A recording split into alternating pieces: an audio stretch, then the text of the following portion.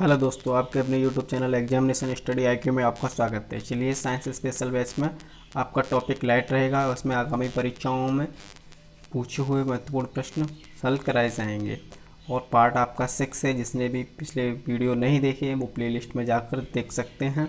और अगले वीडियो को देखने के लिए सब्सक्राइब करें, लाइक करें और नोटिफिकेशन पाने के लिए बेल आइकन को प्रेस करें। चलिए दोस्तों, तो चलते हैं आपके क्वेश्चन आज का पहला टाइम ना लेते हुए।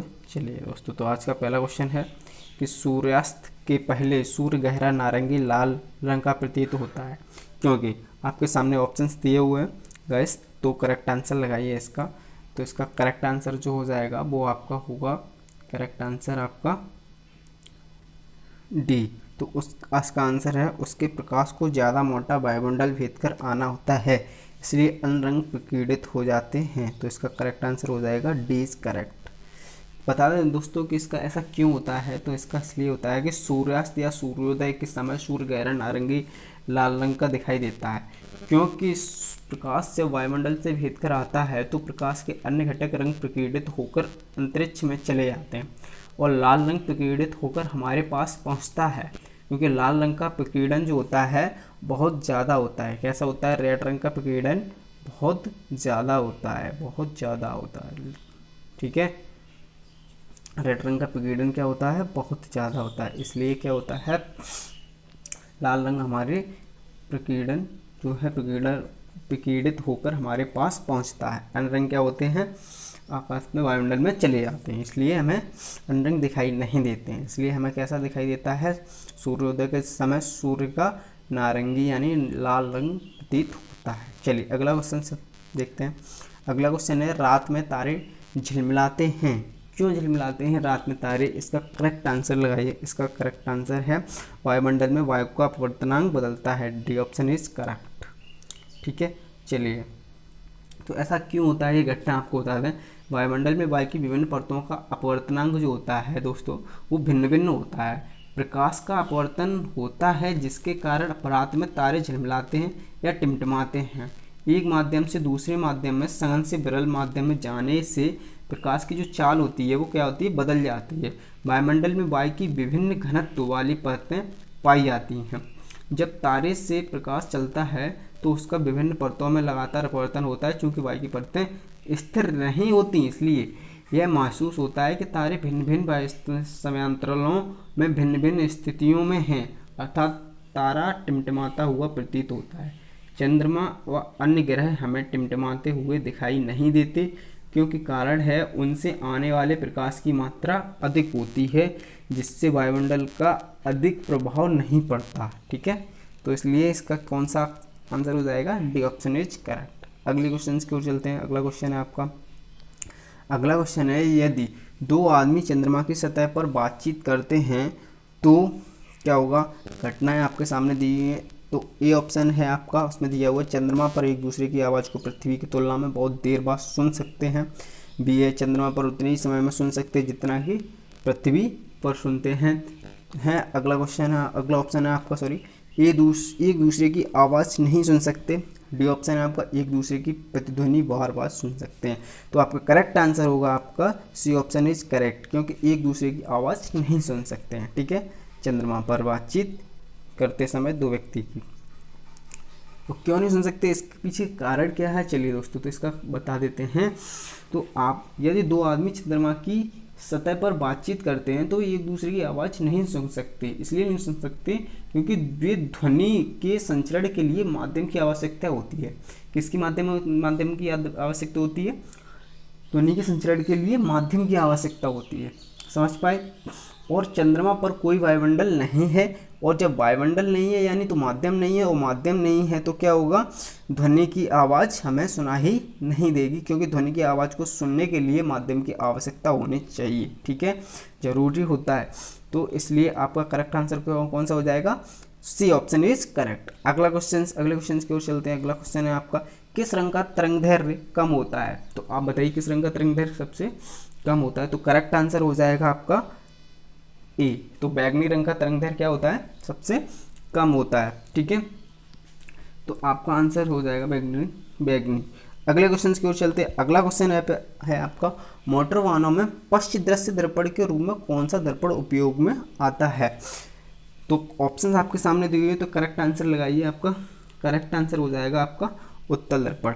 अब आपको बता दें, जब मोटर वाहन आपने देखे होंगे, व्हीकल जितने भी होते हैं उनमें पीछे का दृश्य यानी देखने के लिए, जिसको कहते हैं साइड शीशा, तो उसको देखने के लिए साइड मिरर, तो उसको देखने पीछे का जब दृश्य देखने के लिए किसका प्रयोग किया जाता है, कौन से दर्पण का, ये पूछा हुआ है आपसे। तो बता दें आपको उत्तल दर्पण का प्रयोग किया जाता है। किसका? उत्तल दर्पण का। क्यों किया जाता है? इसलिए किया जाता है क्योंकि उत्तल दर्पण के द्वारा जो भी प्रतिबिंब बनता है वो आभासी, सीधा और वस्तु से छोटा प्रतिबिंब बनता है।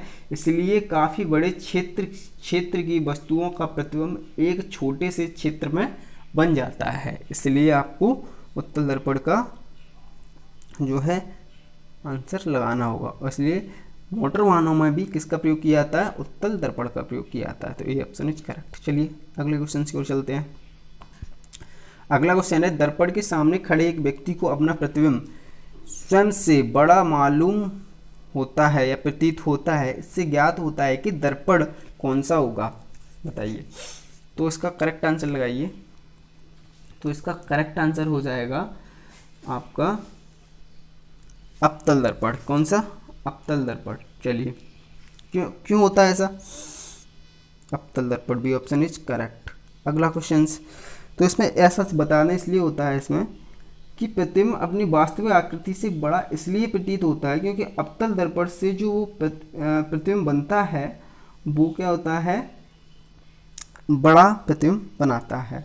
और जो है अवतल दर्पण से प्रकाश किरण परावर्तित होने के पश्चात फैल जाती है, इसलिए जो है प्रतिबिंब जो बनता है वो कैसा बनता है? बड़ा बनता है, वस्तु से बड़ा प्रतिबिंब बनता है। चलिए अगले क्वेश्चन की ओर चलते हैं।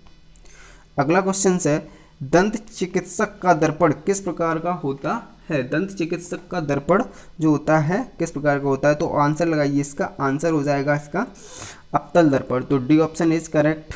तो अगले क्वेश्चन की ओर चलते हैं। इंद्रधनुष में कितने रंग दिखता है, बताइए।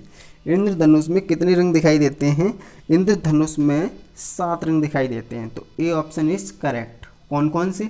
विबग्योर, तो आप याद रखें विबग्योर, विबग्योर याद रखें। कौन कौन से? बैगनी, Indigo, blue, green, yellow, orange, red. ठीक है, तो ये आपके 7 रंग दिखाई देते हैं। चलिए अगले क्वेश्चन की ओर चलते हैं। अगला क्वेश्चन है आपका, इंद्रधनुष में किस रंग का विक्षेपण अधिक होता है? तो बताइए, इंद्रधनुष में किस रंग का विक्षेपण अधिक होता है? तो आपका आंसर हो जाएगा लाल। तो सी ऑप्शन इज करेक्ट। अगले क्वेश्चन की ओर चलते हैं। अगला क्वेश्चन है आपका, इंद्रधनुष कैसे बनता है? इंद्रधनुष कैसे बनता है? तो आपके सामने ऑप्शन दिए हुए हैं, तो करेक्ट आंसर लगाइए इसमें गाइस। तो आपका करेक्ट आंसर हो जाएगा अपवर्तन एवं प्रकाश के पूर्णांतरिक परावर्तन से। सो सी ऑप्शन इज करेक्ट। अगला क्वेश्चन, जल की बूंदों द्वारा प्रकाश के डॉट डॉट से इंद्रधनुष बनता है। तो इस पर फिल करना है आपको। करेक्ट आंसर लगाइए इसमें गाइस। तो आपका करेक्ट आंसर हो जाएगा आपका सी। तो पूर्ण आंतरिक परावर्तन से। तो सी ऑप्शन इज करेक्ट। अगले क्वेश्चन की ओर चलते हैं। प्रकाश की गति की तुलना में रेडियो तरंग की गति कैसी होगी, बताइए। आपके सामने ऑप्शंस दिए हुए हैं, तो करेक्ट आंसर लगाइए इसका। करेक्ट आंसर है आपका अनंत होती है। प्रकाश की गति की तुलना में रेडियो तरंग की गति क्या होती है? अनंत होती है। तो डी ऑप्शन क्या हो जाएगा? करेक्ट हो जाएगा। चलिए गाइस अगले क्वेश्चन की ओर चलते हैं। अगला क्वेश्चन है आपका, निम्नलिखित में से किसकी वेदन क्षमता अधिक होती है, बताइए। तो इसकी होगी गामा किरणें। तो सी ऑप्शन इज करेक्ट। कौन सी? गामा किरणें। C option is correct. अगले क्वेश्चन की ओर चलते हैं। निम्नलिखित विद्युत चुम्बकीय तरंगों में किसकी तरंगदैर्घ्य अधिकतम होती है? तो आपका हो जाएगा अवरक्त किरणें। तो D option is correct. D option is correct. अगला क्वेश्चन, फोटोग्राफी में उपयोगी हाइपो रासायनिक रूप से क्या है? उपयोगी कौन सी है इसमें पूछा हुआ है। तो करेक्ट आंसर लगाइए इसमें गाइस। करेक्ट आंसर आपके सामने दिए हुए, ऑप्शंस आपके दिए हुए हैं, तो करेक्ट आंसर इसमें लगाइए। तो इसमें करेक्ट आंसर आपका हो जाएगा सोडियम थायोसल्फेट का प्रयोग किया जाता। B option is correct, sodium thiosulphate. चलिए दोस्तों, हेलो दोस्तों, यदि आपको वीडियो अच्छा लगा है तो लाइक करें, शेयर करें, सब्सक्राइब करें और कमेंट बॉक्स में कमेंट करना ना भूलें। अगला वीडियो का नोटिफिकेशन पाने के लिए बेल आइकन को प्रेस करें। मिलते हैं नेक्स्ट वीडियो में। Thanks for watching, bye bye.